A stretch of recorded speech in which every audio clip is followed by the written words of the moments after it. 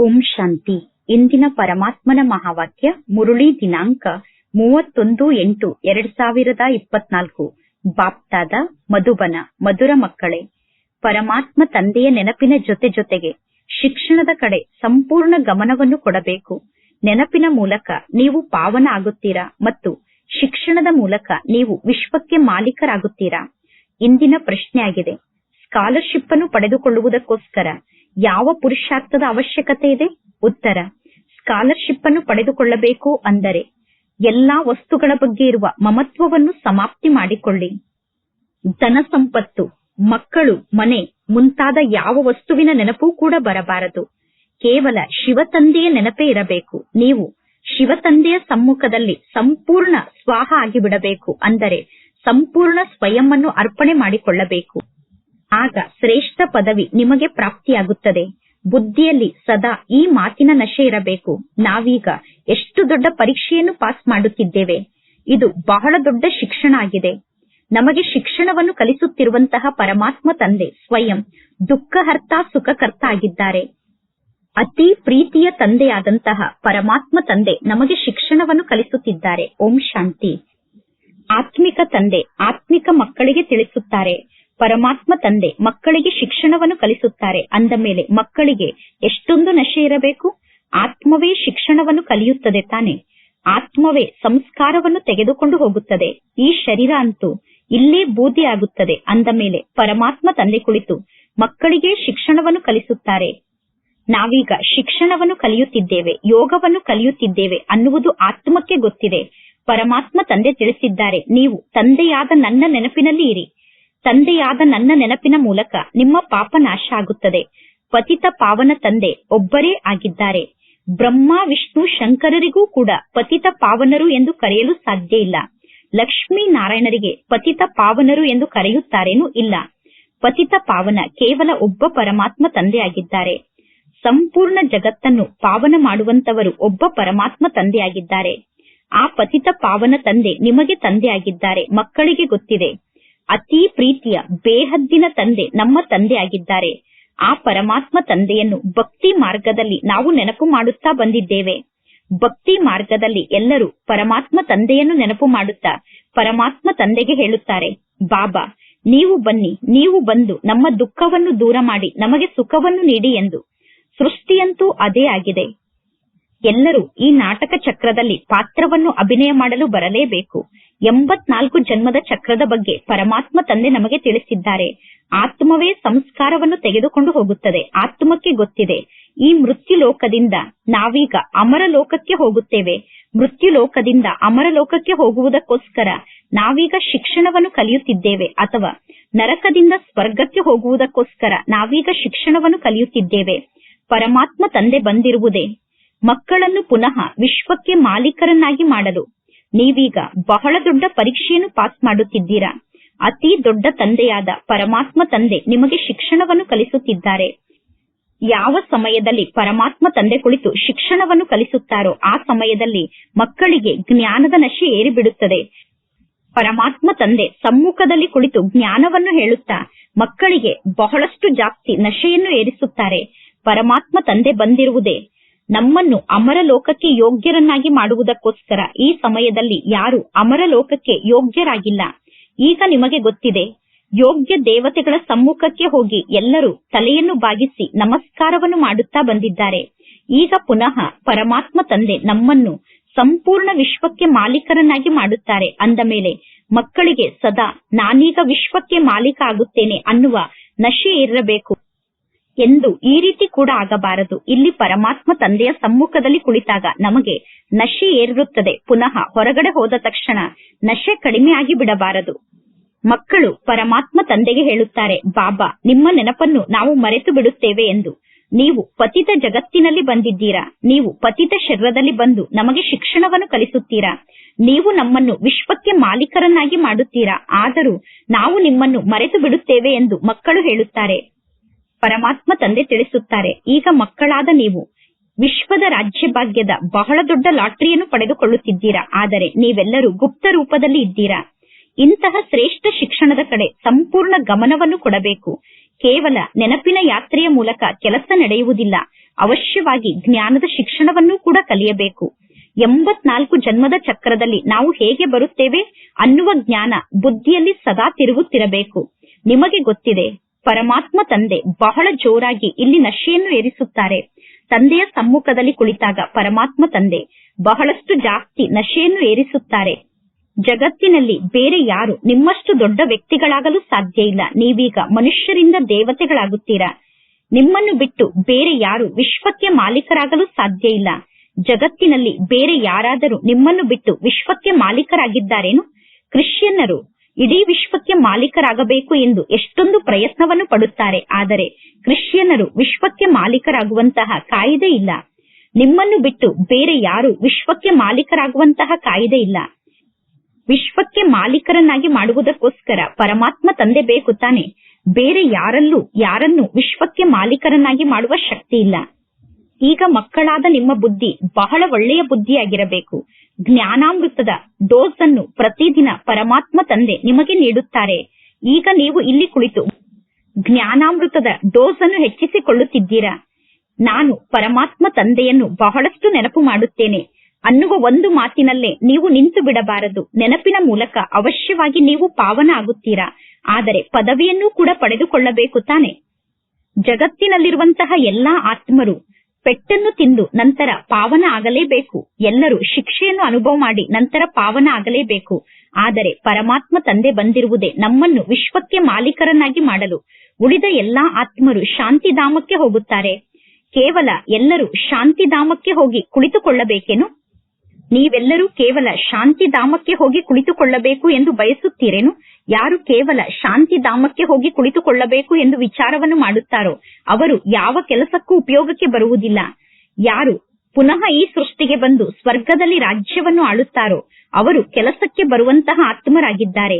ನೀವೀಗ ಇಲ್ಲಿಗೆ ಬಂದಿರುವುದೇ ಸ್ವರ್ಗದ ರಾಜ್ಯಭಾಗ್ಯವನ್ನು ಪಡೆದುಕೊಳ್ಳಲು. ಸ್ವರ್ಗದಲ್ಲಿ ನಿಮ್ಮ ರಾಜ್ಯ ಇತ್ತು. ಪುನಃ ಮಾಯೆ ನಿಮ್ಮ ರಾಜ್ಯವನ್ನು ಕಿತ್ತುಕೊಂಡಿದೆ. ಈಗ ಪುನಃ ಮಾಯಾ ರಾವಣನ ಮೇಲೆ ವಿಜಯವನ್ನು ಪಡೆದುಕೊಳ್ಳಬೇಕು. ಈಗ ನೀವು ವಿಶ್ವಕ್ಕೆ ಮಾಲೀಕರಾಗಬೇಕು. ಪರಮಾತ್ಮ ತಂದೆ ಈಗ ನಿಮ್ಮನ್ನು ರಾವಣನ ಮೇಲೆ ವಿಜಯನ್ನಾಗಿ ಮಾಡುತ್ತಾರೆ. ಏಕೆಂದರೆ ರಾವಣ ರಾಜ್ಯದಲ್ಲಿ ನೀವೆಲ್ಲರೂ ವಿಕಾರಿಗಳಾಗಿದ್ದೀರಾ. ಆದ್ದರಿಂದ ಮನುಷ್ಯರನ್ನು ಕೋತಿಗೆ ಹೋಲಿಕೆ ಮಾಡಲಾಗುತ್ತದೆ. ಕೋತಿಯಲ್ಲಿ ಬಹಳಷ್ಟು ಜಾಸ್ತಿ ವಿಕಾರಿ ಗುಣ ಇರುತ್ತದೆ. ದೇವತೆಗಳು ಸಂಪೂರ್ಣ ನಿರ್ವಿಕಾರಿಗಳಾಗಿದ್ದಾರೆ. ಈ ದೇವತೆಗಳು 84 ಜನ್ಮದ ನಂತರ ಪತಿತರಾಗುತ್ತಾರೆ. ಇದೇ ದೇವತೆಗಳೇ 84 ಜನ್ಮವನ್ನು ಪಡೆದುಕೊಂಡು ನಂತರ ಪತಿತರಾಗುತ್ತಾರೆ. ಪರಮಾತ್ಮ ತಂದೆ ತಿಳಿಸುತ್ತಾರೆ, ನಿಮ್ಮ ಕೈಯಲ್ಲಿ ಎಷ್ಟೆಲ್ಲಾ ಧನ ಸಂಪತ್ತಿದೆಯೋ, ನಿಮ್ಮ ಬಳಿ ಎಷ್ಟೆಲ್ಲಾ ಧನ ಸಂಪತ್ತಿದೆಯೋ ಆ ಧನ ಸಂಪತ್ತಿನ ಬಗ್ಗೆ ಇರುವ ಮಮತ್ವವನ್ನು ಸಮಾಪ್ತಿ ಮಾಡಿಕೊಳ್ಳಬೇಕು. ನಿಮ್ಮ ಬಳಿ ಎಷ್ಟೆಲ್ಲಾ ಜನ ಮಕ್ಕಳಿದ್ದಾರೋ ಮಕ್ಕಳ ಬಗ್ಗೆ ಇರುವ ಮಮತ್ವವನ್ನು ಸಮಾಪ್ತಿ ಮಾಡಿಕೊಳ್ಳಬೇಕು. ನಿಮ್ಮ ಬಳಿ ಯಾವ ಶರೀರ ಇದೆಯೋ ಆ ಶರೀರದ ಬಗ್ಗೆ ಇರುವ ಮಮತ್ವವನ್ನು ಸಮಾಪ್ತಿ ಮಾಡಿಕೊಳ್ಳಬೇಕು. ಶ್ರೀಮಂತರು ಹಣದ ಹಿಂದೆ ಸಾಯುತ್ತಾರೆ. ಶ್ರೀಮಂತರು ಹಣಕ್ಕೋಸ್ಕರ ಹಣದ ಹಿಂದೆ ಸಾಯುತ್ತಿರುತ್ತಾರೆ. ಶ್ರೀಮಂತರು ತಮ್ಮ ಕೈಯ ಮುಷ್ಟಿಯಲ್ಲಿರುವ ಹಣವನ್ನು ಬಿಡುವುದೇ ಇಲ್ಲ. ಎಲ್ಲರೂ ರಾವಣನ ಜೈಲಿನಲ್ಲಿ ಸಿಕ್ಕಿ ಹಾಕಿಕೊಂಡಿದ್ದಾರೆ. ಕೋಟಿಯಲ್ಲಿ ಕೆಲವರು ಮಾತ್ರ ಪರಮಾತ್ಮ ತಂದೆಯ ಬಳಿ ಬರುತ್ತಾರೆ. ಕೋಟಿಯಲ್ಲಿ ಕೆಲವರು ಮಾತ್ರ ಎಲ್ಲಾ ವಸ್ತುಗಳ ಬಗ್ಗೆ ಇರುವ ಮಮತ್ವವನ್ನು ಸಮಾಪ್ತಿ ಮಾಡಿಕೊಂಡು ಕೋಟಿಯ ಸಮಾನ ಆಗಿರುವಂತವರು ದೇವತೆಗಳಾಗುತ್ತಾರೆ. ಶ್ರೀಮಂತರಲ್ಲೂ ಕೂಡ ಯಾರು ದೊಡ್ಡ ದೊಡ್ಡ ಲಕ್ಷಾಧಿಪತಿ ಆಗಿದ್ದಾರೋ ಆ ಶ್ರೀಮಂತರು ತಮ್ಮ ಕೈಯ ಮುಷ್ಟಿಯಲ್ಲಿ ಹಣವನ್ನು ಹಿಡಿದುಕೊಂಡಿದ್ದಾರೆ. ಅವರು ಆ ಹಣಕ್ಕೋಸ್ಕರ ಸಾಯುತ್ತಾರೆ. ಅವರ ಪ್ರಾಣ ಆ ಹಣದ ಹಿಂದೆ ಇದೆ. ಇಡೀ ದಿನ ಶ್ರೀಮಂತರು ತಮ್ಮ ಮಹಲನ್ನು ನೆನಪು ಮಾಡುತ್ತಾರೆ, ಮಕ್ಕಳನ್ನು ನೆನಪು ಮಾಡುತ್ತಾರೆ, ತಮ್ಮ ಬಳಿ ಇರುವಂತಹ ಗಾಡಿ, ತಮ್ಮ ಬಳಿ ಇರುವಂತಹ ಫ್ಯಾಕ್ಟರಿಯನ್ನು ನೆನಪು ಮಾಡುತ್ತಿರುತ್ತಾರೆ.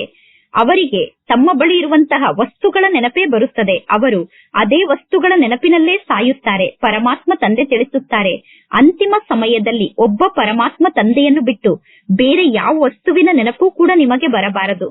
ಕೇವಲ ಒಬ್ಬ ತಂದೆಯನ್ನು ನೀವು ನೆನಪು ಮಾಡಿ. ಆಗ ಜನ್ಮ ಜನ್ಮಾಂತರದ ಪಾಪ ನಾಶ ಆಗುತ್ತದೆ. ಶ್ರೀಮಂತರ ಬಳಿ ಇರುವಂತಹ ಎಲ್ಲಾ ಹಣ ಮಣ್ಣು ಪಾಲಾಗಿ ಬಿಡುತ್ತದೆ. ಏಕೆಂದರೆ ಅದು ಪಾಪದ ಹಣ ಆಗಿದೆ. ಪಾಪದ ಹಣ ಕೆಲಸಕ್ಕೆ ಬರುವುದಿಲ್ಲ. ಪರಮಾತ್ಮ ತಂದೆ ತಿಳಿಸುತ್ತಾರೆ, ನಾನು ಬಡವರ ಬಂಧು ಆಗಿದ್ದೇನೆ.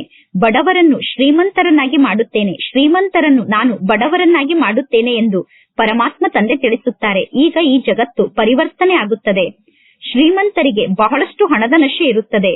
ನನ್ನ ಬಳಿ ಇಷ್ಟೊಂದು ಹಣ ಇದೆ, ಇಷ್ಟೊಂದು ಸಂಪತ್ತಿದೆ, ಏರೋಪ್ಲೇನ್ ಇದೆ, ಮೋಟರ್ ಇದೆ, ಮಹಲ್ ಇದೆ ಎಂದು ಶ್ರೀಮಂತರಿಗೆ ಹಣದ ನಶೆ ಇದೆ. ಆ ಶ್ರೀಮಂತರು ಪರಮಾತ್ಮ ತಂದೆಯನ್ನು ನೆನಪು ಮಾಡಲು ಎಷ್ಟೇ ತಲೆಯನ್ನು ಚಚ್ಚಿಕೊಂಡರೂ ಕೂಡ ಅವರ ಬುದ್ಧಿಯಲ್ಲಿ ತಂದೆಯ ನೆನಪು ಸ್ಥಿರವಾಗಿ ಉಳಿಯುವುದಿಲ್ಲ. ಏಕೆಂದರೆ ಶ್ರೀಮಂತರು ಪರಮಾತ್ಮ ತಂದೆಯನ್ನು ನೆನಪು ಮಾಡುವಂತಹ ಕಾಯಿದೆ ಇಲ್ಲ. ಕೋಟಿಯಲ್ಲಿ ಕೆಲವರು ಮಾತ್ರ ಪರಮಾತ್ಮ ತಂದೆಗೆ ಮಕ್ಕಳಾಗುತ್ತಾರೆ. ಇನ್ನು ಉಳಿದಂತಹ ಶ್ರೀಮಂತರು ಹಣವನ್ನೇ ನೆನಪು ಮಾಡುತ್ತಿರುತ್ತಾರೆ. ಪರಮಾತ್ಮ ತಂದೆ ತಿಳಿಸುತ್ತಾರೆ, ದೇಹ ಸಹಿತ ನೀವು ಏನೆಲ್ಲವನ್ನು ನೋಡುತ್ತಿದ್ದೀರೋ ಅದೆಲ್ಲವನ್ನೂ ಮರೆತು ಬಿಡಿ. ನೀವು ಯಾವುದಾದರೂ ವಸ್ತುವಿನಲ್ಲಿ ಸಿಕ್ಕಿ ಹಾಕಿಕೊಂಡರೆ ಶ್ರೇಷ್ಠ ಪದವಿಯನ್ನು ಪಡೆದುಕೊಳ್ಳಲು ಸಾಧ್ಯ ಇಲ್ಲ. ನೀವು ದೇಹ ಅಥವಾ ದೇಹದ ಸಂಬಂಧದಲ್ಲಿ ಸಿಕ್ಕಿ ಹಾಕಿಕೊಂಡರೆ ನೀವು ಶ್ರೇಷ್ಠ ಪದವಿಯನ್ನು ಪಡೆದುಕೊಳ್ಳಲು ಸಾಧ್ಯ ಇಲ್ಲ. ಪರಮಾತ್ಮ ತಂದೆ ಮಕ್ಕಳ ಮೂಲಕ ಪುರುಷಾರ್ಥವನ್ನು ಮಾಡಿಸುತ್ತಾರೆ. ನೀವೀಗ ಇಲ್ಲಿಗೆ ಬಂದಿರುವುದೇ ನರನಿಂದ ನಾರಾಯಣ ಆಗುವುದಕ್ಕೋಸ್ಕರ. ಅಂದ ಮೇಲೆ ಪರಮಾತ್ಮ ತಂದೆಯ ಜೊತೆಗೆ ಸಂಪೂರ್ಣ ಯೋಗವನ್ನು ಜೋಡಣೆ ಮಾಡಬೇಕು. ಬೇರೆ ಯಾವ ವಸ್ತುವಿನ ನೆನಪು ನಿಮಗೆ ಬರಬಾರದು. ಹಣ ಸಂಪತ್ತಿನ ನೆನಪು ಕೂಡ ನಿಮಗೆ ಬರಬಾರದು. ಮಕ್ಕಳ ನೆನಪು ಕೂಡ ಬರಬಾರದು. ಯಾವ ವಸ್ತುವನ್ನು ನೀವೀಗ ನೆನಪು ಮಾಡಬಾರದು. ಒಬ್ಬ ಶಿವತಂದೆಯನ್ನು ಬಿಟ್ಟು ಬೇರೆ ಯಾವ ವಸ್ತುವಿನ ನೆನಪು ನಿಮಗೆ ಬರಬಾರದು. ಆಗ ನೀವು ಸರ್ವಶ್ರೇಷ್ಠ ಸ್ಕಾಲರ್ಶಿಪ್ ಅನ್ನು ಪಡೆದುಕೊಳ್ಳಲು ಸಾಧ್ಯ. ಆಗ ನೀವು ಸರ್ವಶ್ರೇಷ್ಠ ಬಹುಮಾನವನ್ನು ಪಡೆದುಕೊಳ್ಳಬಹುದು. ಜಗತ್ತಿನಲ್ಲಿ ಯಾರು ವಿಶ್ವ ಶಾಂತಿಯ ಬಗ್ಗೆ ಸಲಹೆಯನ್ನು ಕೊಡುತ್ತಾರೋ ಅವರಿಗೆ 1 ಪೈಸೆಯ ಮೆಡಲ್ ಸಿಗುತ್ತದೆ. ವಿಶ್ವ ಶಾಂತಿಯ ಬಗ್ಗೆ ಸಲಹೆಯನ್ನು ಕೊಟ್ಟಂತವರಿಗೆ 1 ಪೈಸೆಯ ಮೆಡಲ್ ಸಿಕ್ಕರು ಅವರು ಆ ಮೆಡಲ್ ಅನ್ನು ಪಡೆದುಕೊಂಡು ಎಷ್ಟೊಂದು ಖುಷಿ ಪಡುತ್ತಾರೆ. ಇಲ್ಲಿ ನಿಮಗೆ ಯಾವ ಬಹುಮಾನ ಸಿಗುತ್ತದೆ? ನೀವೀಗ ವಿಶ್ವಕ್ಕೆ ಮಾಲೀಕರಾಗುತ್ತೀರಾ ಎಂದು ಈ ರೀತಿ ತಿಳಿದುಕೊಳ್ಳಬೇಡಿ. ನಾನು 5 ಗಂಟೆ ಅಥವಾ 6 ಗಂಟೆ ಪರಮಾತ್ಮ ತಂದೆಯನ್ನು ನೆನಪು ಮಾಡುತ್ತೇನೆ. ದಿನದಲ್ಲಿ ನಾನು 5 ಗಂಟೆ ಅಥವಾ 6 ಗಂಟೆ ಪರಮಾತ್ಮ ತಂದೆಯನ್ನು ನೆನಪು ಮಾಡುತ್ತೇನೆ. ಅಂದ ಮೇಲೆ ನಾನು ಲಕ್ಷ್ಮಿ ಆಗುತ್ತೇನೆ, ನಾರಾಯಣ ಆಗುತ್ತೇನೆ ಎಂದು ತಿಳಿದುಕೊಳ್ಳಬೇಡಿ. ಇಲ್ಲ, ಲಕ್ಷ್ಮಿ ಅಥವಾ ನಾರಾಯಣ ಆಗಬೇಕು ಅಂದರೆ ಬಹಳಷ್ಟು ಪರಿಶ್ರಮವನ್ನು ಪಡಬೇಕು. ಒಬ್ಬ ಶಿವತಂದೆಯ ನೆನಪೇ ಇರಬೇಕು.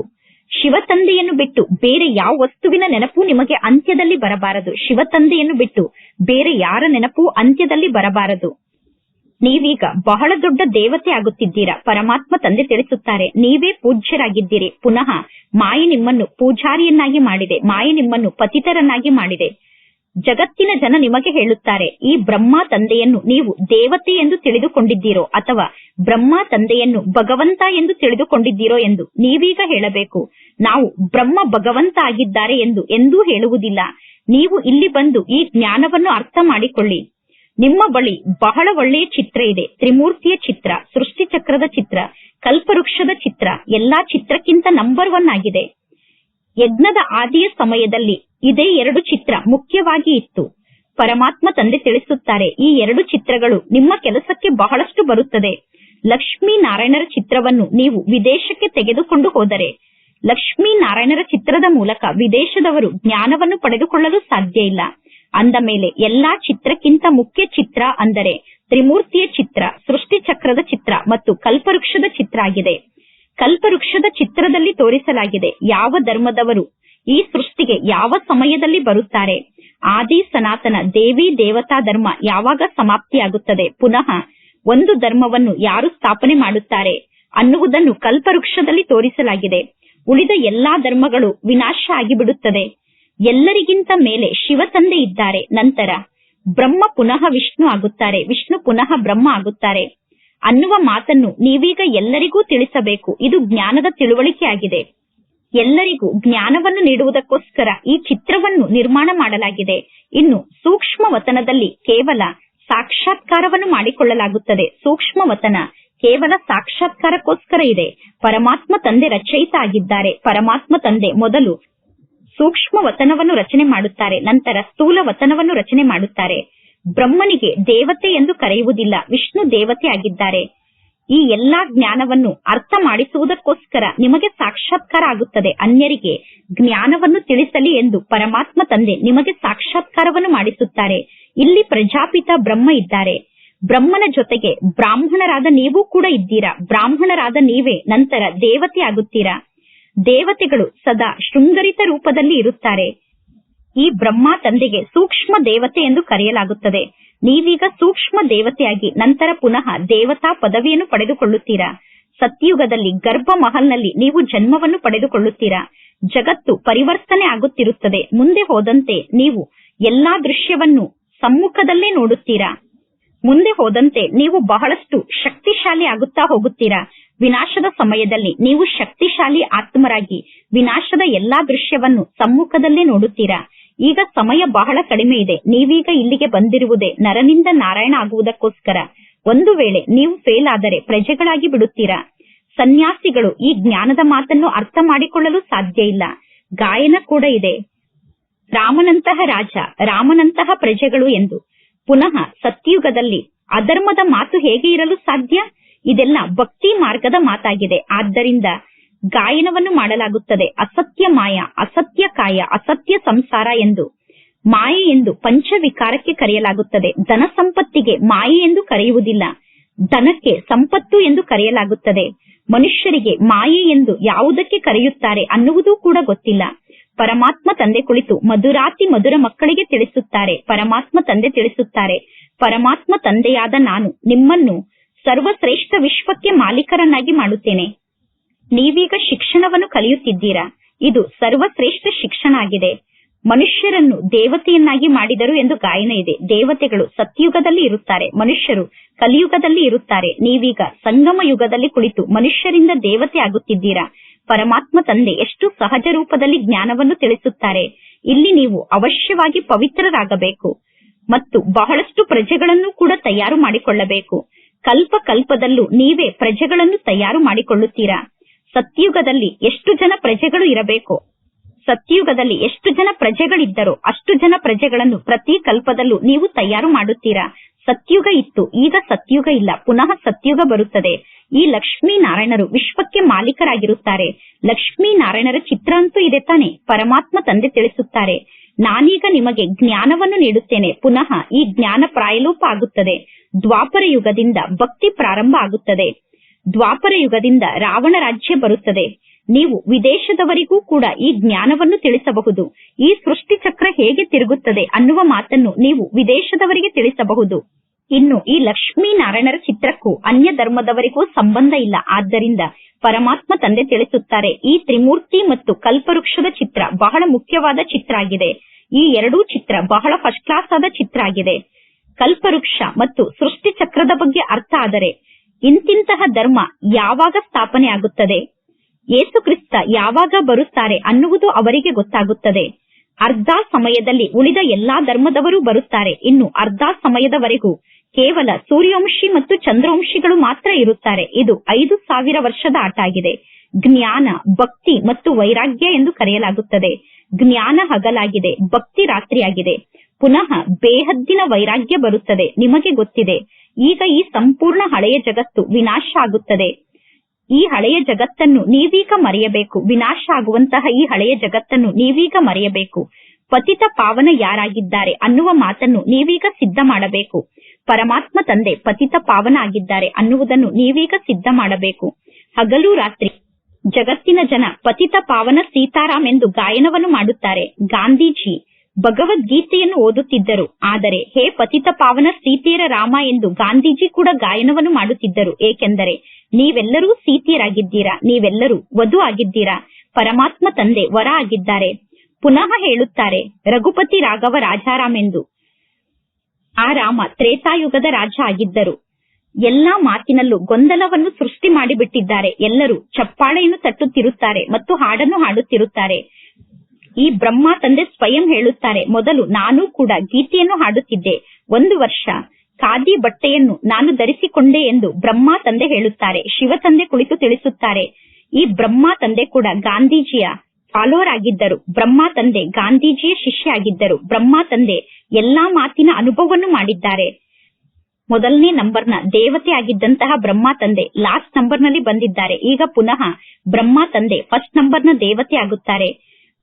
ಜಗತ್ತಿನ ಜನ ನಿಮ್ಮನ್ನು ಕೇಳುತ್ತಾರೆ, ನೀವು ಎಲ್ಲಿ ನೋಡಿದರಲ್ಲಿ ಈ ಬ್ರಹ್ಮ ತಂದೆಯನ್ನು ಕೂರಿಸಿದ್ದೀರಾ, ಎಲ್ಲಾ ಚಿತ್ರದಲ್ಲೂ ನೀವು ಬ್ರಹ್ಮ ತಂದೆಯನ್ನು ತೋರಿಸಿದ್ದೀರಾ ಎಂದು ಜನ ನಿಮ್ಮನ್ನು ಕೇಳುತ್ತಾರೆ. ಅಂದ ಮೇಲೆ ನೀವು ಅವರಿಗೆ ತಿಳಿಸಬೇಕು, ಅರೆ ವೃಕ್ಷದ ಮೇಲೆ ಬ್ರಹ್ಮ ತಂದೆ ನಿಂತಿದ್ದಾರೆ. ಅಂದ ಮೇಲೆ ಇದು ಎಷ್ಟು ಸ್ಪಷ್ಟವಾದ ಜ್ಞಾನ ಆಗಿದೆ. ಈ ಪತಿತ ಜಗತ್ತಿನ ಅಂತ್ಯದಲ್ಲಿ ಬ್ರಹ್ಮ ತಂದೆ ನಿಂತಿದ್ದಾರೆ. ಶ್ರೀಕೃಷ್ಣನನ್ನು ಕೂಡ ವೃಕ್ಷದ ಮೇಲೆ ತೋರಿಸಲಾಗಿದೆ. 2 ಬೆಕ್ಕುಗಳು ಬೆಣ್ಣೆಗೋಸ್ಕರ ಹೊಡೆದಾಡುತ್ತಿತ್ತು. ಮಧ್ಯದಲ್ಲಿ ಶ್ರೀಕೃಷ್ಣ ಬೆಣ್ಣೆಯನ್ನು ತಿಂದು ಬಿಟ್ಟರು ಎಂದು ತೋರಿಸುತ್ತಾರೆ. ಮಾತೆಯರಿಗೆ ಸಾಕ್ಷಾತ್ಕಾರ ಆಗುತ್ತದೆ. ಆಗ ಮಾತೆಯರು ತಿಳಿದುಕೊಳ್ಳುತ್ತಾರೆ, ಶ್ರೀಕೃಷ್ಣನ ಬಾಯಲ್ಲಿ ಬೆಣ್ಣೆ ಇದೆ. ಶ್ರೀಕೃಷ್ಣನ ಬಾಯಲ್ಲಿ ಬೆಣ್ಣೆ ಇದೆಯೋ ಅಥವಾ ಶ್ರೀಕೃಷ್ಣನ ಬಾಯಲ್ಲಿ ಚಂದ್ರ ಇದ್ದಾರೋ ಎಂದು ಮಾತೆಯರು ವಿಚಾರ ಮಾಡುತ್ತಾರೆ. ವಾಸ್ತವದಲ್ಲಿ ಇದು ವಿಶ್ವದ ರಾಜ್ಯಭಾಗ್ಯ ಅನ್ನುವ ಬೆಣ್ಣೆ ಆಗಿದೆ. ಶ್ರೀಕೃಷ್ಣನ ಬಾಯಲ್ಲಿ ವಿಶ್ವದ ರಾಜ್ಯಭಾಗ್ಯವನ್ನು ತೋರಿಸಲಾಗಿದೆ. ಎರಡು ಬೆಕ್ಕು ಪರಸ್ಪರ ಯುದ್ಧವನ್ನು ಮಾಡುತ್ತದೆ. ಮಧ್ಯದಲ್ಲಿ ದೇವತೆಗಳಾದ ನೀವು ಬೆಣ್ಣೆಯನ್ನು ಪ್ರಾಪ್ತಿ ಮಾಡಿಕೊಳ್ಳುತ್ತೀರಾ. ವಿಶ್ವದ ರಾಜ್ಯಭಾಗ್ಯ ಅನ್ನುವ ಬೆಣ್ಣೆ ಇಲ್ಲಿ ನಿಮಗೆ ಪ್ರಾಪ್ತಿಯಾಗುತ್ತದೆ. ಬಾಂಬ್ಸ್ ಅನ್ನು ನಿರ್ಮಾಣ ಮಾಡಲು ಎಷ್ಟೊಂದು ಪ್ರಯತ್ನವನ್ನು ಪಡುತ್ತಾರೆ. ಬಾಂಬ್ಸ್ ಅನ್ನು ನಿರ್ಮಾಣ ಮಾಡುವಂತವರು ಬಾಂಬ್ನಲ್ಲೂ ಕೂಡ ಎಷ್ಟೊಂದು ಇಂಪ್ರೂವ್ಮೆಂಟ್ ಅನ್ನು ಮಾಡುತ್ತಿದ್ದಾರೆ. ಬಾಂಬ್ಸ್ ನಲ್ಲಿ ಎಂತೆಂತಹ ವಸ್ತುವನ್ನು ಹಾಕುತ್ತಿದ್ದಾರೆ ಅಂದರೆ ಆ ಬಾಂಬ್ನ ಮೂಲಕ ಮನುಷ್ಯರು ತಕ್ಷಣ ಸಾಯಬೇಕು. ಅಂತಹ ವಸ್ತುವನ್ನು ಹಾಕಿ ಬಾಂಬ್ಸ್ ಅನ್ನು ನಿರ್ಮಾಣ ಮಾಡುತ್ತಿದ್ದಾರೆ. ಏಕೆಂದರೆ ಬಾಂಬ್ ಅನ್ನು ಹಾಕಿದ ನಂತರ ಮನುಷ್ಯರು ಕೂಗುತ್ತಾ ನೆರಳಾಡುತ್ತಾ ಉಳಿದುಕೊಳ್ಳಬಾರದು. ಹೇಗೆ ಹಿರೋಶಿಮಾದ ದೃಶ್ಯವನ್ನು ನೀವೆಲ್ಲರೂ ನೋಡಿದ್ದೀರಾ. ಇಲ್ಲಿಯವರೆಗೂ ಕೂಡ ಹಿರೋಶಿಮಾದಲ್ಲಿ ಬಹಳಷ್ಟು ಜನ ರೋಗಿಗಳಿದ್ದಾರೆ. ಅಂದ ಮೇಲೆ ಪರಮಾತ್ಮ ತಂದೆ ತಿಳಿಸುತ್ತಾರೆ, ಮಧುರಾತಿ ಮಧುರ ಮಕ್ಕಳೇ, ಅರ್ಧ ಕಲ್ಪದವರೆಗೂ ನೀವು ಸುಖಿಗಳಾಗಿ ಇರುತ್ತೀರಾ. ಸತ್ಯಯುಗದಲ್ಲಿ ಯಾವುದೇ ಪ್ರಕಾರದ ಯುದ್ಧ ಜಗಳದ ಹೆಸರು ಚಿಹ್ನೆ ಕೂಡ ಇರುವುದಿಲ್ಲ. ಎಲ್ಲವೂ ನಂತರ ದ್ವಾಪರ ಯುಗದಲ್ಲಿ ಪ್ರಾರಂಭ ಆಗುತ್ತದೆ. ಸತ್ಯಯುಗದಲ್ಲಿ ಇಂತಹ ಯಾವ ವಸ್ತುವೂ ಇರಲಿಲ್ಲ. ಸತ್ಯಯುಗದಲ್ಲಿ ವಿನಾಶವನ್ನು ಮಾಡುವಂತಹ ಯಾವ ವಸ್ತುವೂ ಇರುವುದಿಲ್ಲ. ನಾಟಕ ಚಕ್ರ ಪುನರಾವರ್ತನೆ ಆಗುತ್ತದೆ. ಪರಮಾತ್ಮ ತಂದೆ ಎಷ್ಟು ಚೆನ್ನಾಗಿ ಮಕ್ಕಳಿಗೆ ಜ್ಞಾನವನ್ನು ತಿಳಿಸುತ್ತಾರೆ. ಯಾವ ಮಕ್ಕಳು ಸಂಪೂರ್ಣ ಜ್ಞಾನವನ್ನು ಧಾರಣೆ ಮಾಡಿಕೊಳ್ಳುತ್ತಾರೋ ಅವರು ಶ್ರೇಷ್ಠ ಪದವಿಯನ್ನು ಪಡೆದುಕೊಳ್ಳುತ್ತಾರೆ. ಈಗ ಮಕ್ಕಳಾದ ನೀವು ಸಂಪೂರ್ಣ ಜ್ಞಾನವನ್ನು ಧಾರಣೆ ಮಾಡಿಕೊಳ್ಳಬೇಕು ಮತ್ತು ಈಶ್ವರಿಯ ಸೇವೆಯಲ್ಲಿ ತೊಡಗಿಬಿಡಬೇಕು. ಇದು ಚೀಚಿ ಜಗತ್ತಾಗಿದೆ. ಇದಕ್ಕೆ ವಿಷಯ ವೈತರಣಿ ನದಿ ಎಂದು ಕರೆಯಲಾಗುತ್ತದೆ. ಅಂದ ಮೇಲೆ ಮಕ್ಕಳಿಗೆ ತಂದೆ ಕುಳಿತು ತಿಳಿಸುತ್ತಾರೆ, ಪರಮಾತ್ಮ ತಂದೆ ಮಕ್ಕಳಾದ ನಿಮ್ಮನ್ನು ಎಷ್ಟು ಶ್ರೇಷ್ಠ ಆತ್ಮರು ಎಂದು ತಿಳಿದುಕೊಂಡಿದ್ದಾರೋ ಅಷ್ಟು ನೀವು ಸ್ವಯಂ ಅನ್ನು ಶ್ರೇಷ್ಠ ಆತ್ಮ ಎಂದು ತಿಳಿದುಕೊಂಡಿಲ್ಲ. ಇಲ್ಲಿ ಮಕ್ಕಳು ಬಹಳಷ್ಟು ನಶೆಯಲ್ಲಿ ಇರಬೇಕು. ಏಕೆಂದರೆ ನೀವು ಸರ್ವಶ್ರೇಷ್ಠ ಕುಲದ ಆತ್ಮರಾಗಿದ್ದೀರಾ. ನಾನು ಸರ್ವಶ್ರೇಷ್ಠ ಕುಲದ ಆತ್ಮ ಅನ್ನುವ ನಶೆ ನಿಮಗೆ ಇರಬೇಕು. ಒಳ್ಳೆಯದು. ಮಧುರಾತಿ ಮಧುರ ಅಗಲಿ ಹೋಗಿ ಮರಳಿ ಸಿಕ್ಕಿರುವ ಮಕ್ಕಳ ಪ್ರತಿ ಮಾತ್ಪಿತಾ ಬಾಪ್ತಾದರವರ ನೆನಪು, ಪ್ರೀತಿ ಹಾಗೂ ಸುಪ್ರಭಾತ. ಆತ್ಮಿಕ ಮಕ್ಕಳಿಗೆ ಆತ್ಮಿಕ ತಂದೆಯ ನಮಸ್ತೆ. ಆತ್ಮಿಕ ತಂದೆಗೆ ಆತ್ಮಿಕ ಮಕ್ಕಳ ನೆನಪು, ಪ್ರೀತಿ ಹಾಗೂ ನಮಸ್ತೆ ನಮಸ್ತೆ ನಮಸ್ತೆ. ಧಾರಣೆಗೋಸ್ಕರ ಮುಖ್ಯ ಸಾರ. ಫಸ್ಟ್ ಪಾಯಿಂಟ್, ನಿಮ್ಮ ಬುದ್ಧಿಯನ್ನು ಬಹಳ ಒಳ್ಳೆಯ ಬುದ್ಧಿಯನ್ನಾಗಿ ಮಾಡಿಕೊಳ್ಳುವುದಕ್ಕೋಸ್ಕರ ಪ್ರತಿದಿನ ಜ್ಞಾನಾಮೃತದ ಡೋಸ್ ಅನ್ನು ಜಾಸ್ತಿ ಮಾಡಿಕೊಳ್ಳಬೇಕು. ಪರಮಾತ್ಮ ತಂದೆಯ ನೆನಪಿನ ಜೊತೆ ಜೊತೆಗೆ ಶಿಕ್ಷಣದ ಕಡೆ ಸಂಪೂರ್ಣ ಗಮನವನ್ನು ಕೊಡಬೇಕು. ಏಕೆಂದರೆ ಶಿಕ್ಷಣದ ಮೂಲಕ ಶ್ರೇಷ್ಠ ಪದವಿ ಸಿಗುತ್ತದೆ. ಸೆಕೆಂಡ್ ಪಾಯಿಂಟ್, ನಾವು ಸರ್ವಶ್ರೇಷ್ಠ ಕುಲದ ಆತ್ಮರಾಗಿದ್ದೇವೆ. ಸ್ವಯಂ ಭಗವಂತ ತಂದೆ ನಮಗೆ ಶಿಕ್ಷಣವನ್ನು ಕಲಿಸುತ್ತಿದ್ದಾರೆ ಅನ್ನುವ ನಶೆಯಲ್ಲಿ ಸದಾ ಇರಬೇಕು. ಜ್ಞಾನವನ್ನು ಧಾರಣೆ ಮಾಡಿಕೊಂಡು ಈಶ್ವರನ ಸೇವೆಯಲ್ಲಿ ತೊಡಗಿ ಬಿಡಬೇಕು. ಇಂದಿನ ವರದಾನ ಆಗಿದೆ, ಸಂತುಷ್ಟತೆಯ ವಿಶೇಷತೆಯ ಮೂಲಕ ಪ್ರತಿಯೊಂದು ಕಠಿಣ ಪೇಪರ್ನಲ್ಲೂ ಸಫಲರಾಗುವಂತಹ ದೃಢತೆಯಿಂದ ಸಂಪನ್ನರಾಗಿ. ಸಂತುಷ್ಟತೆ ಬ್ರಾಹ್ಮಣರ ವಿಶೇಷ ಲಕ್ಷಣ ಆಗಿದೆ. ಯಾವ ಪಾತ್ರ ನಮಗೆ ಸಿಕ್ಕಿದೆಯೋ ಆ ಪಾತ್ರದಿಂದ ಸಂತುಷ್ಟರಾಗಿರುವುದೇ ಜೀವನದಲ್ಲಿ ಮುಂದೆ ಹೋಗುವುದಾಗಿದೆ. ಸ್ವಲ್ಪ ಏನಾದರೂ ಏರುಪೇರಾದರೂ, ಯಾರಾದರೂ ನಮಗೆ ನಿಂದನೆಯನ್ನು ಮಾಡಿದರು, ಇನ್ಸಲ್ಟ್ ಮಾಡಿದರೂ ಕೂಡ ದಾತನ ಮಕ್ಕಳಾದ ನೀವು ಎಂದು ಯಾವ ಮಾತಿನಲ್ಲೂ ಅಸಂತುಷ್ಟರಾಗಲು ಸಾಧ್ಯ ಇಲ್ಲ. ದಾತನ ಮಕ್ಕಳು ಸ್ವಯಂನಿಂದ ಸ್ವಯಂ ಸಂತುಷ್ಟ ಆಗಿರುತ್ತಾರೆ ಮತ್ತು ಅನ್ಯರಿಂದಲೂ ಸಂತುಷ್ಟ ಆಗಿರುತ್ತಾರೆ. ಆದ್ದರಿಂದ ದೃಢತೆಯಿಂದ ಸಂಪನ್ನ ಆದಂತಹ ಸಂಕಲ್ಪವನ್ನು ಮಾಡಿ. ಎಷ್ಟೇ ಕಠಿಣವಾದ ಪರೀಕ್ಷಾ ಪೇಪರ್ ನನ್ನ ಸಮ್ಮುಖಕ್ಕೆ ಬಂದರೂ ಕೂಡ ನಾನು ಸಂತುಷ್ಟ ಆಗಿರಲೇಬೇಕು ಅನ್ನುವ ದೃಢ ಸಂಕಲ್ಪವನ್ನು ಮಾಡಿದರೆ ನೀವು ಸಫಲರಾಗುತ್ತೀರಾ. ಅಂದರೆ ಸಫಲತೆಯನ್ನು ಪ್ರಾಪ್ತಿ ಮಾಡಿಕೊಳ್ಳುತ್ತೀರಾ. ಇಂದಿನ ಶ್ಲೋಗನ್ ಆಗಿದೆ, ಯಾರ ಮನಸ್ಸಿನಲ್ಲಿ ಸದಾ ಖುಷಿಯ ಸೂರ್ಯ ಉದಯ ಆಗಿರುತ್ತಾರೋ ಅವರೇ ಭಾಗ್ಯಶಾಲಿಗಳಾಗಿದ್ದಾರೆ. ನಾವು ಭಾಗ್ಯಶಾಲಿ ಆತ್ಮರಾಗಿದ್ದೇವೆ. ಏಕೆಂದರೆ ನಮ್ಮ ಮನಸ್ಸಿನಲ್ಲಿ ಸದಾ ಖುಷಿಯ ಸೂರ್ಯ ಉದಯ ಆಗಿದ್ದಾರೆ. ಅಂದರೆ ನಾವು ಸದಾ ಖುಷಿಯಲ್ಲಿರುವಂತಹ ಆತ್ಮರಾಗಿದ್ದೇವೆ. ಒಳ್ಳೆಯದು. ಓಂ ಶಾಂತಿ.